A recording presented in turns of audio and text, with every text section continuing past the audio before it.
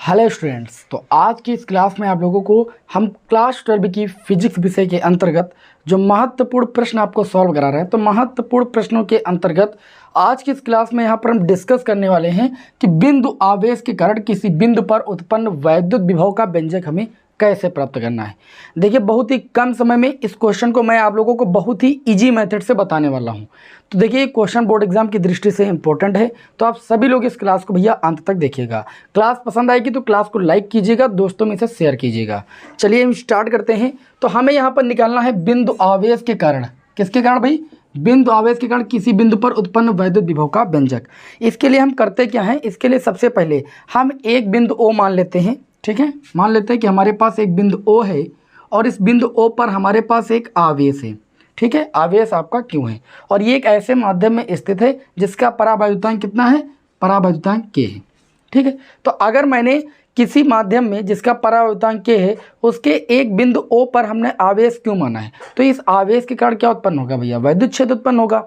ठीक है, तो जो इस आवेश के कारण वैद्युत क्षेत्र उत्पन्न होगा, इस वैद्युत क्षेत्र के अंदर ही मैंने कितनी दूरी पर भाई? R दूरी पर एक बिंदु मान लिया। कौन सा भाई? P मान लिया। R दूरी पर एक कौन सा बिंदु मान लिया? P मान लिया। और हमें इस बिंदु P पर क्या करना है? इस बिंदु आवेश के कारण उत्पन्न वैद्युत विभव का व्यंजक प्राप्त करना है। ठीक है, तो अगर हमें इस बिंदु आवेश Q के कारण इस बिंदु P पर वैद्युत विभव का व्यंजक प्राप्त करना है, तो आप सभी लोगों ने वैद्युत विभव की परिभाषा में पढ़ा है कि वैद्युत विभव V बराबर होता है W/Q0। पढ़ा है कि नहीं पढ़ा? जहाँ Q0 क्या होता है? परीक्षण आवेश। इसकी परिभाषा आपने कुछ इस प्रकार दी थी कि एकांक धन परीक्षण आवेश को अनंत से वैद्युत क्षेत्र के भीतर लाने में किए गए कार्य को हम क्या कहते हैं? वैद्युत विभव कहते हैं। आपने कुछ ऐसी ही परिभाषा बोली थी ना।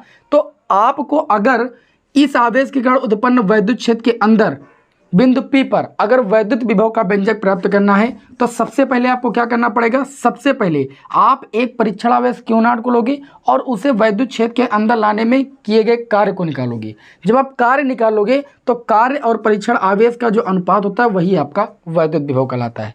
तो सिंपल सी बात यहाँ पर यह है कि इस डेरिवेशन में आपको क्या करना है? सबसे पहले कार्य निकालना है।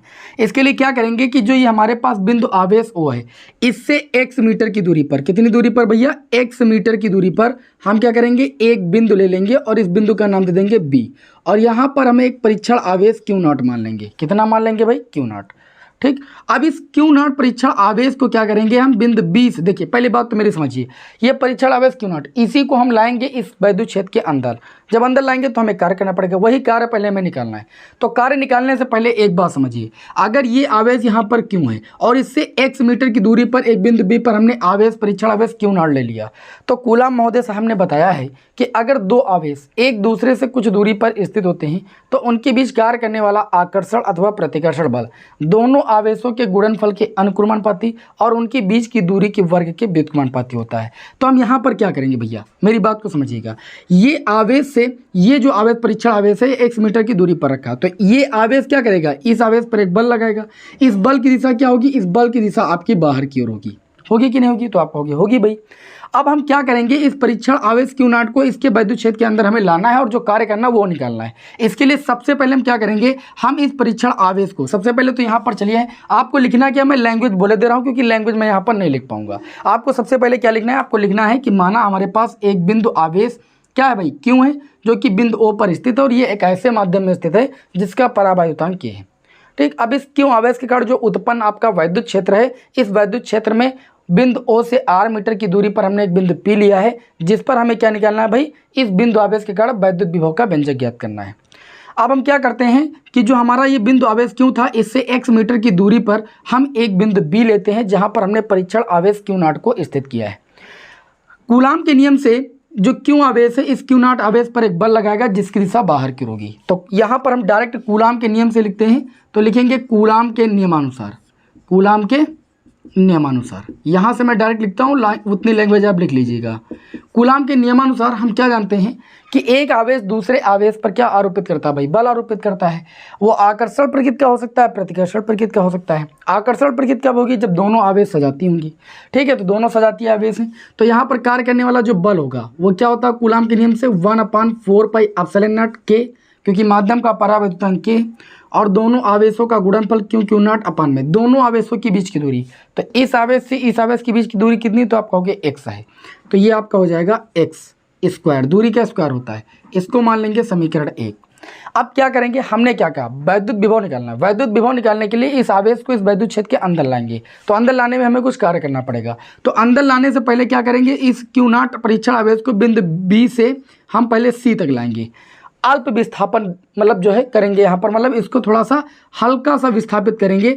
मान लीजिए हमने dx दूरी पर इसको विस्थापित किया, किसको भाई, क्यू नॉट को बी से सी तक, ठीक। अब चूंकि बल उस डायरेक्शन में लग रहा है और हम ला इस डायरेक्शन में रहे क्यू नॉट को, तो विपरीत डायरेक्शन में आ रहे हैं, तो जो विस्थापन होगा वो यहाँ पर नेगेटिव होगा। कैसा होगा भाई, नेगेटिव। डी यहाँ पर ये शो कर रहा है कि जो दूरी है वो अल्प है, ठीक है। x ये पूरी दूरी थी ना, और इसी दूरी पर हम चल रहे हैं, और x की बहुत अल्प दूरी चल करके हम बिंदु C पर आए, इसलिए मैंने यहाँ पर d लगा दिया। d अल्प को व्यक्त कर रहा है, और चूंकि विपरीत डायरेक्शन में है इसलिए माइनस चिन्ह लगा दिया मैंने। तो यहाँ पर सबसे पहले क्या निकालेंगे, सबसे पहले यहाँ पर परीक्षण आवेश क्यू नॉट को बिंदु B से C तक लाने में किया गया कार्य निकालेंगे। लिखेंगे परीक्षण आवेश, परीक्षण आवेश, परीक्षण आवेश कौन सा भाई आपका, परीक्षण आवेश आपका क्यू नॉट है। क्यू नॉट को कहाँ से भाई, बिंदु B से C तक, बिंदु B से C तक लाने में कितना कार्य किया जाएगा, अल्प कार्य किया जाएगा, क्योंकि अल्प दूरी में विस्थापन आप दिखा रहे हो। तो लाने में किया गया अल्प कार्य, ये कैसा कार्य होगा भाई, अल्प कार्य होगा। अल्प कार्य को किससे लिखेंगे भाई, DW से। कार्य बराबर क्या होता है, कार्य बराबर होता है बल गुणे विस्थापन। चूंकि यहाँ पर इन दोनों आवेशों के बीच जो बल कार्य कर रहा है वो कूलाम के नियम से वैद्युत बल कार्य कर रहा है, तो यहाँ पर हम DW बराबर क्या लिखेंगे, वैद्युत बल। कार्य बराबर क्या होता है, बल हो जाएगा यहाँ पर, चूंकि बल यहाँ पर वैद्युत है इसलिए वैद्युत बल, और गुणे में क्या होता है भाई, विस्थापन। ये तो होता है कार्य की परिभाषा से, कार्य बराबर बल गुणे विस्थापन। अब देखिए ये अल्प कार्य हम निकाल रहे हैं, वैद्युत बल, वैद्युत बल आपने कूलाम के नियम से लिखा, कितना होता है 1/4 पाई एप्सिलॉन नॉट के क्यू नॉट, और बटे में क्या होता है भाई x स्क्वायर आपका है। विस्थापन की बात करें तो B से C तक आने में जो विस्थापन तय हुआ माइनस का dx हुआ है, तो यहाँ पर विस्थापन के स्थान पर भैया माइनस dx लिख देंगे। क्लियर भाई, विस्थापन आपको पता है कि विस्थापन यहाँ पर ऋणात्मक इसलिए क्योंकि हम बल की विपरीत दिशा में चल के आ रहे हैं, इसलिए यहाँ पर विस्थापन आपका ऋणात्मक लिया गया है। तो ये मैंने अल्प कार्य निकाला। तो जब मैंने एक परीक्षण आवेश क्यू नॉट को B से C तक लाया तो हमने इतना कार्य किया। हमको इसी परीक्षण क्यू नॉट आवेश को कहाँ पर लाना है, बिंदु P पर लाना है, ठीक है। और क्यू नॉट है कहाँ है, अनंत पर है, तो यहाँ पर लिखेंगे अतः परीक्षण आवेश, परीक्षण आवेश भाई, परीक्षण आवेश क्या है आपका, परीक्षण आवेश आपका क्यू नॉट है। परीक्षण आवेश क्यू नॉट को अनंत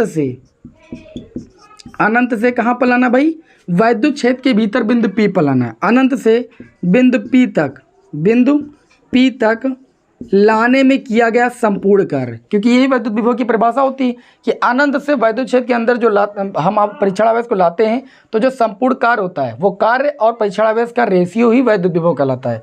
तो हम क्या निकालेंगे, अब इस परीक्षण आवेश को क्यू नॉट को हम कहाँ पर लाएंगे, बिंदु P तक। तो परीक्षण आवेश क्यू नॉट को अनंत से बिंदु P तक लाने में किया गया कार्य, लाने में किया गया कैसा कार्य भाई, किया गया संपूर्ण कार्य, ठीक है, संपूर्ण कार्य।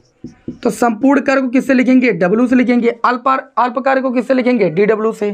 तो कार्य बराबर क्या हो जाएगा, देखिए पहले अल्प कार्य जो है आपका, अल्प कार्य का आप समाकलन कर दीजिए बस। जो वर्क यहाँ से यहाँ तक हुआ है, तो अगर हम यहाँ तक लाएंगे तो लिमिट देख ले रेंज कितनी है, तो हम कहाँ से ला रहे हैं, इन्फिनिटिव से ला रहे हैं। वैद्युत क्षेत्र के अंदर कितनी दूरी पर, r मीटर की दूरी पर, तो रेंज हो जाएगी इन्फिनिटिव से r, ठीक है। तो जो कार्य अल्प था उस अल्प कार्य का समाकलन कर देंगे और लिमिट रख देंगे। लिमिट हमारी है इन्फिनिटिव से r, मतलब अनंत से वैद्युत क्षेत्र के अंदर r मीटर की दूरी तक ला रहे हैं ना, तो ये जो कार्य हो जाएगा उसकी लिमिट में यहाँ पर अल्प कार्य में हम उसका समाकलन कर देंगे, संपूर्ण कार्य हो जाएगा, और लिमिट रख देंगे इन्फिनिटिव से r। तो इस तरीके से जो हो जाएगा इस लिमिट के अंतर्गत ये किया गया संपूर्ण कार्य हो जाएगा। क्योंकि आप क्या कर रहे हो, आप भैया आप परीक्षण आवेश क्यू नॉट को अनंत से ला रहे हो, कहाँ पर ला रहे हो, वैद्युत क्षेत्र के अंदर r मीटर की दूरी पर, इसलिए मैंने लिमिट को लिया इन्फिनिटिव से r, बाकी कुछ नहीं किया है। बाकी अल्प कार्य का मैंने समाकलन किया है, ठीक है। समाकलन इसलिए किया क्योंकि संपूर्ण कार्य निकाल रहे हैं। अभी तक B से C तक लाया तो अल्प कार्य था, समझ गए। अब देखिए ये W बराबर क्या हो जाएगा, समाकलन ऑफ इन्फिनेटिव से कितना हो जाएगा R। DW की अगर बात करें, DW क्या है, अल्पकार है। अगर मैंने ओमेगा गलती से बोल दिया होगा तो उसको आप समझ लीजिएगा, ओमेगा नहीं है, DW है। DW अल्पकार को व्यक्त करता है। अल्पकार कितना है तो आप कहोगे 1/4πε0 K, और क्या है भाई Q0, और बटे में कितना है x², और कितना है आपका dx, माइनस का dx है तो माइनस चिन्ह यहाँ पर लगा देंगे। अब समाकलन के चिन्ह के अंदर वही राशियां रहेंगी या वही पद रहेंगे जिसके सापेक्ष आप समाकलन कर रहे हो। जैसे आप यहाँ पर देखिए dx लिखा, dx का मतलब हम x के सापेक्ष समाकलन कर रहे हैं, तो x के सापेक्ष समाकलन करेंगे तो x वाले पद अंदर रहेंगे, बाकी सब कांस्टेंट हो जाएंगे, अचर पद हो जाएंगे, उनको बाहर कर देंगे समाकलन के चिन्ह के अंदर से। तो अचर पद में क्या आ जाएगा, माइनस को बाहर कर लेंगे, 1/4πε0 K को बाहर कर लेंगे, Q0 को बाहर कर लेंगे, और समाकलन के चिन्ह के अंदर आपका बचेगा क्या, इन्फिनेटिव से R लिमिट हो जाएगी, आपका बचेगा 1/x² dx। क्योंकि x के सापेक्ष समाकलन कर रहे हैं तो x रास वाले पद केवल समाकलन के अंदर रहेंगे बस, क्योंकि x रास वाले जब पद होंगे उन्हीं का समाकलन होगा, बाकी तो सब कांस्टेंट हो जाएंगे, उनको हमने बाहर कर दिया। बताइए इतनी बात समझ में आई कि नहीं समझ में आई? कहोगे जी बिल्कुल समझ में आई। अब ये हो जाएगा W बराबर 1/4πε0, और ये आपका हो जाएगा K, Q0, ये भी आपका बाहर है, इसको बाहर कर लेंगे भाई। अब हम 1/x² का समाकलन करेंगे, तो देखिए 1 जब x² का समाकलन करेंगे तो इसको ऐसे लिखेंगे, limit infinitive to R 1/x², x² को ऊपर ले जाएंगे तो x की पावर कितना हो जाएगा भैया -2, और ये dx हो जाएगा। आप सभी लोग जानते हो समाकलन का सूत्र क्या होता है, समाकलन का सूत्र होता है, मैं इधर लिखे दे रहा हूँ, x की पावर n के टाइप का कोई फलन होता है तो समाकलन इसका क्या कितना होता है, तो समाकलन होता है x की पावर n+1 बटे में n+1, यही तो होता है भाई। समाकलन का सूत्र क्या होता है, अगर x की पावर n के टाइप का फलन का हमें समाकलन करना है तो उसका समाकलन होता है x की पावर n+1 अपान में n+1। तो यहाँ पर n के स्थान पर भैया -2 है, तो जब x की पावर -2 का हम समाकलन करेंगे तो ये आपका हो जाएगा x की पावर -2 + 1 और बटे में -2 + 1, n के स्थान पर बस -2 है। तो जब इसे सॉल्व करेंगे तो x की पावर -1 और बटे में कितना हो जाएगा भैया -1। तो चलिए वैल्यू रखते हैं, कार्य W बराबर हो जाएगा -1/4πε0 K, ठीक, और Q0 इसका समाकलन करेंगे x की पावर -2 का, तो इसका समाकलन कितना हो जाएगा, तो आप कहोगे x की पावर -1 बटे में -1, और लिमिट कितनी दी गई, लिमिट आपकी दी गई है इन्फिनेटिव से R, तो लिमिट रख देंगे भाई। कितना आसान भाई, ये आपका कार्य W बराबर हो जाएगा -1/4πε0 K Q0। यहाँ पर ध्यान दीजिएगा, इस माइनस को बाहर कर लेंगे, जब लिमिट रखते हैं ना, upper limit minus lower limit, अभी लिमिट भी तो पुट करना है, तो लिमिट रखने से पहले जो अचर पद उनको बाहर कर लेंगे। तो जब -1 बाहर निकल के आएगा तो -1 और माइनस का गुणा क्या हो जाएगा भाई, प्लस हो जाएगा। अब बचेगा क्या, इस ब्रैकेट के अंदर क्या बचेगा, x की पावर -1, x की पावर -1 को लिखा जा सकता है 1/x, लिखा जा सकता है कि नहीं, और लिमिट हो जाएगी इन्फिनेटिव से R। अब इसमें क्या करेंगे, जहाँ पर x से पहले अपर लिमिट रखेंगे फिर माइनस लगा के लोअर लिमिट रखेंगे, यही रूल ही होता है, ठीक। तो ये हो जाएगा 1/4πε0 K हो जाएगा, Q0 हो जाएगा, जहाँ पर x है यहाँ पर सबसे पहले अपर लिमिट रखेंगे, मतलब R रखेंगे x के स्थान पर, फिर माइनस लगाएंगे, जहाँ पर x वहाँ पर लोअर लिमिट रखेंगे यानी इन्फिनेटिव रखेंगे। 1/∞ का मान कितना होता है, 0 होता है, सभी को पता है, इसे यहाँ पर रफ कर देते हैं। तो ये कार्य आपका निकल के आ जाएगा 1/4πε0 K, ठीक है, Q0 और बटे में कितना हो जाएगा R। देखिए 1/R आएगा, 1/∞ का मान तो 0 हो जाएगा, ठीक। तो इस तरीके से हमारा संपूर्ण कार्य कितना निकल के आ गया, संपूर्ण कार्य हमारा निकल के आ गया 1/4πε0 Q0 अपान में R, इतना निकल के आ गया। अब आपको जब कार्य पता चल गया, परीक्षण आवेश का मान पता है, तो कार्य और परीक्षण आवेश का अनुपात ही तो वैद्युत विभव कहलाता है। लिखोगे नाउ वैद्युत विभव की परिभाषा से, किसकी परिभाषा से, वैद्युत विभव की परिभाषा से, विभव की परिभाषा से। वैद्युत विभव की परिभाषा आप जानते हो, वैद्युत विभव की परिभाषा क्या कहती है, V = W अपान में Q0, यही तो होता है, हमको वैद्युत विभव ही तो निकालना है। तो चलिए W का मान रख देते हैं, V = W का मान 1/4πε0 K, और कितना भाई Q0 बटे में R, और बटे में कितना हमारा Q0 से Q0 कैंसिल कर देंगे तो V बराबर आ जाएगा 1/4 4 पाई एप्सिलॉन नॉट के और क्यू अपान में आर। तो यही बिंदु आवेश के कारण क्या हो जाएगा, वैद्युत विभव का व्यंजक 1/4 पाई एप्सिलॉन नॉट के क्यू अपान में आर। ठीक है, विभव का मात्रक क्या होता है, वोल्ट, तो ये आपका हो जाएगा वोल्ट। हाँ, अब निर्वात अथवा वायु के लिए आप लिख सकते हो यहाँ पर एक लाइन और आगे, निर्वात अथवा वायु के लिए, निर्वात अथवा वायु के लिए जो के का मान होता है कितना होता है, निर्वात अथवा वायु के लिए जो के का मान होता है वो आपका होता है 1, सभी को पता है। तो इस हिसाब से जो हमारा ये व्यंजक निकल के आएगा v बराबर वो आ जाएगा 1/4 पाई एप्सिलॉन नॉट, के के स्थान पर 1 रख देंगे तो ये हो जाएगा क्यू अपान में आर। तो बिंदु आवेश के कारण वैद्युत विभव कितना आ गया, इतना आपका आ गया 1/4 पाई एप्सिलॉन नॉट क्यू अपान में आर।